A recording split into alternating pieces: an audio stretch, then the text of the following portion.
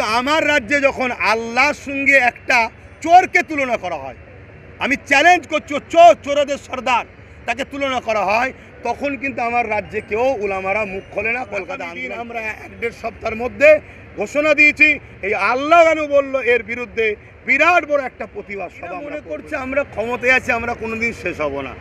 এরা জানে না নেপালে কি হচ্ছে, বাংলাদেশে কি হচ্ছে, অন্য অন্য জায়গায় কি হচ্ছে।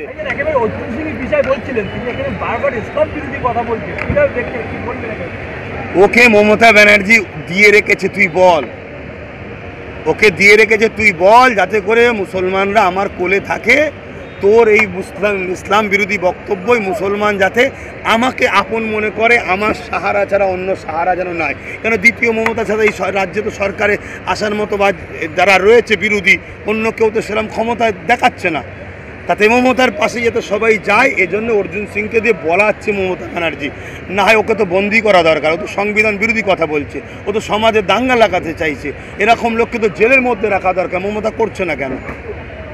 আপনি একটি জাহান্নামের কুকুর বলেছিলেন, তার জন্য একেবারে একাধিক আলেম মাওলানা একেবারে ঝাঁপিয়ে পড়ে প্রতিবাদও জানিয়েছে। কিন্তু অর্জুন সিং একেবারে ইসলাম বিরোধী কথা বলছে, সেই বিষয়ে একেবারে কোনো আলেম মাওলানাকে প্রতিবাদ করতে দেখা যায়। দেখুন, আলেম উলামারা দুই শ্রেণীর ধরনের আছে। একদল কথা বলতে চায় কিন্তু মার্ডার হয়ে যাবার ভয়। যেমন দেখলেন না উত্তরপ্রদেশে বেচারি, সে কী বলে আফগান থেকে কারা এসেছে তাদেরকে দেখতে গেছে, অথচ এনেছে ভারত সরকার, তাদেরকে দেখতে গেছে, তার পরিবার দুটো বাচ্চাকে হত্যা করে দিল। তা আমার রাজ্যও তো কী বলে বারাইপুরে মসজিদের মধ্যে ঢুকে ইস্তেঞ্জা করলো, উলামার ঘর ভাঙতে গেল ইমামের। তো এরকম একদল মানুষ আছে যারা বলতে চায় কিন্তু ভয় তাদের, বলতে পারছে না। যেমন অনেকে আমার সাথে আসতে চায় প্রতিবাদ, কিন্তু আসতে পারছে না। তাদের মধ্যে থেকে যারা ঠিক করেছে ধর যা হয় হবে, চল আল্লাহ জানতে চাল, তারা এগিয়ে এগিয়ে আসছে, আগামীতে আরও আসবে ইনশাল্লাহ। একটা শ্রেণী। আরেক শ্রেণী হলো যারা দুনিয়ায় এলেম অর্জন করেছে ঠিকই, কিন্তু তাগদি শক্তির কাছে অর্থের লোভে বিক্রি হয়ে গেছে, যাদেরকে হুজুর পাক সাল্লাল্লাহু আলাইহি ওয়াসাল্লাম বলেছেন আসমানের নিচে জমিনের উপরে সবথেকে নিকৃষ্ট তারা। ভাইজান, শুধু অর্জুন সিং বলে নয়, এই রাজ্য সরকারকেও অনেকেই বলছে, রাজ্য সরকারের যারা এমএলএ এমপি আছে অনেকেই বলছে যে মমতা মুখ্যমন্ত্রী আল্লাহ, এবং একটা একেবারে ভাঙড়ের নেতাকে বলছে যে গরিবের আল্লাহ।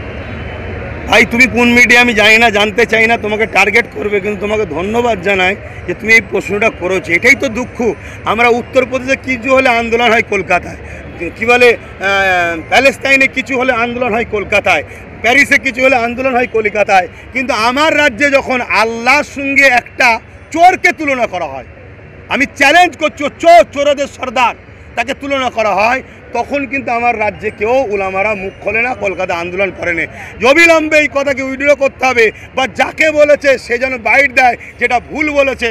চুপ থাকা মানে তো সাপোর্ট করা, কিন্তু দুঃখের বিষয় এটা তো বড় লজ্জা। তবে আহলে সুন্নাত ওয়াল জামাত কিন্তু বলে, আজকের এই মেম্বার থেকে প্রতিবাদ করেছে। আজকে আগামী দিন আমরা 1-1.5 সপ্তাহের মধ্যে ঘোষণা দিয়েছি, এই আল্লাহ কেন বললো এর বিরুদ্ধে বিরাট বড় একটা প্রতিবাদ সভা আমরা করবো ইনশাআল্লাহ। আপনি মুখ্যমন্ত্রী মমতা ব্যানার্জির নামে এইসব কথা বলছেন, কিন্তু কালিমপুরে সওগাত মোল্লা বলেছে আমার বাপ মাকে গাল দিলে আমি কিছু বলবো না, কিন্তু মায়ের মতন মমতাকে গাল দিলে আমি তার জেলের ভাত খাবো। আপনি বলছেন আল্লাহ নবী বলছে মা হলো জান্নাত, বাপ হলো জান্নাতের দরজা। যে মা বাপকে সম্মান করে না সেরকম লোকের উত্তর দিয়ে আমি পছন্দ করি না। বল, এবারে একেবারে সাংবাদিকদের মারাই ইন্ধন দিচ্ছে সওগাত মোল্লা। কোনো জায়গায় সংবাদ মাধ্যম কিছু হলে ওর নাম ধরে আপনারা ডায়েরি করবেন, তারপরে আন্দোলন করব আমরা সাংবাদিকদের হয়ে। কোনো জায়গায় সাংবাদিকদের অত্যাচার হলে তারা আসামি, মূল আসামি ও হবে, অতএব সেই কেসটা করবেন, বাকি লড়বো আমরা সাংবাদিকদের হয়ে, অর্থ খরচ করব আমরা। কেন? সাংবাদিক আমাদের নয়, সাংবাদিক হলো দেশের। সাংবাদিক আমাদের বিরুদ্ধেও যদি ভুল হয় সে খবরটাও করবে, এই অধিকার সাংবাদিকদের রয়েছে। এই অধিকারকে যদি আব্বাস সিদ্দিকও খর্ব করতে চায়, আব্বাস সিদ্দিকও সংবিধান বিরোধী, তাহলে আমার বিরুদ্ধে মামলা হওয়া দরকার। একেবারে কারোর বিরুদ্ধে যদি খবর করা হয়, ন্যায্য খবর করা হয়, একেবারে ভরা এসএস থেকে কিভাবে বলতে পারে যে দায়িত্ব নিয়ে বলছি, যেখানে পাবে সেখানে মারার হুঁশিয়ারি? ব্যাপারটা হচ্ছে এরা এখন রাজতন্ত্র চালাচ্ছে, এরা সংবিধানকে শেষ করে দিয়েছে।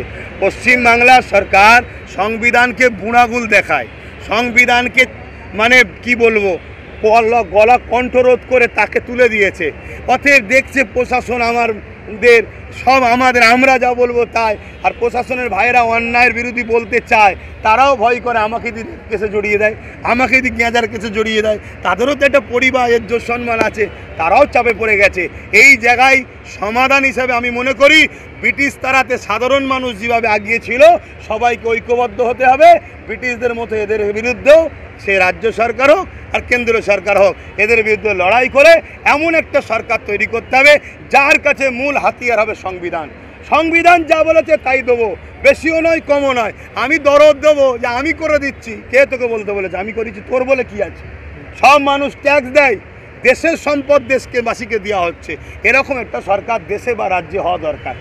নতুন করে কোনো নেতাকে কোনো কিছু নির্মম অত্যাচারের কথা বললে তারা মেয়েলি কেস, বিভিন্ন কেসের মানে হুমকি দেয়, কি বলবেন? সেটাই তো বলছি, এরা সমাজে আজকে মানবরূপী পশু থেকেও নিকৃষ্ট হয়ে গেছে। এরা সেই জিহালাত যুগ, সেই মধ্য যুগের যে বর্বরতা, সেই দিকে এরা চলে গেছে। এরা মনে করছে আমরা ক্ষমতায় আছি, আমরা কোনোদিন শেষ হব না। এরা জানে না নেপালে কি হচ্ছে, বাংলাদেশে কি হচ্ছে, অন্য জায়গায় কি হচ্ছে। পাবলিক একটা দিন ধৈর্য ধরবে, যখন পাবলিক বুঝবে যে আমার দেশ শেষ হয়ে যাচ্ছে, রাজ্য শেষ হয়ে যাচ্ছে, তখন দেশ রাজ্য তো সবার আগে না, তখন পাবলিক বুঝিয়ে দেবে। ভাইজান, নতুন করে আপনার ভিডিও আবার কাটিং করে একেবারে ভরা মঞ্চে মাইকে শোনানো হচ্ছে, ভালো তো, আমার প্রচার হচ্ছে তো। কেন মানুষ অত বোকা নয়, সবার হাতে অ্যান্ড্রয়েড মোবাইল।